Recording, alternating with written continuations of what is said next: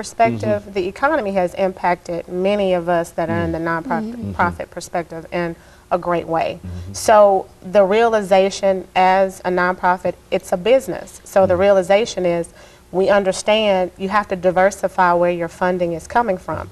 Can you sustain yourself only on a grant today? No, because you got to be able to have a mixture, whether it's grant funding, public funding at the same time, individual contributors and things of that nature.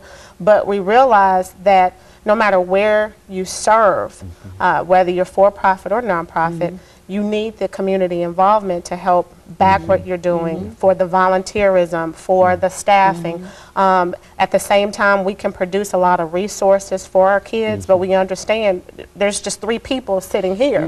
You know, can all 3 of us touch every young person that we desire to? No, but collectively, as more and more organizations team together and pool your resources, can you?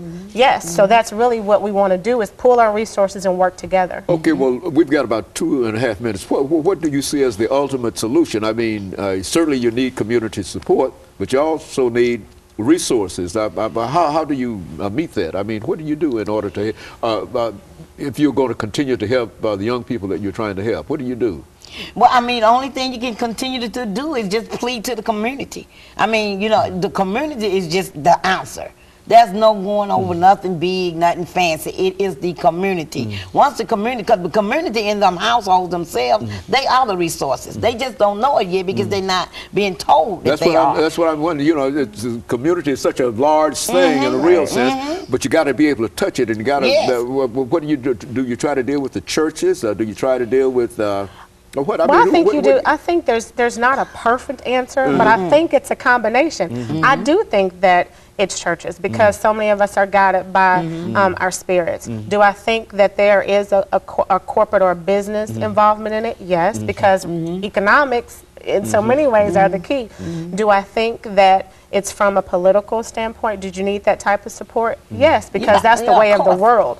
It's just having more people stand or take a stand with whether it be individuals in the community, other organizations, with our kids, and doing something that truly at the end of the day, it's impactful. We can raise a lot of money for cancer research, but at the same time, if you don't get the resources that you need to fight or to actually put back into the medical science of cancer, what are we doing? So it's kind of that same way. You're going to need financial resources in order to be able to put back into the community to develop what we need to. Well, we've got about 57 seconds.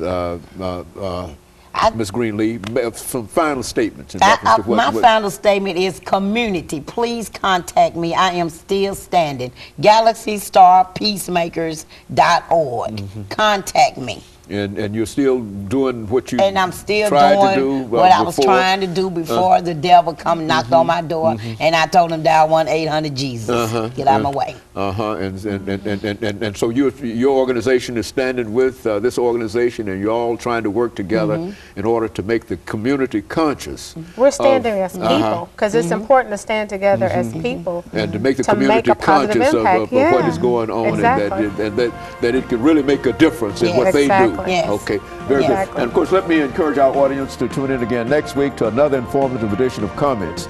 Thank you and good morning.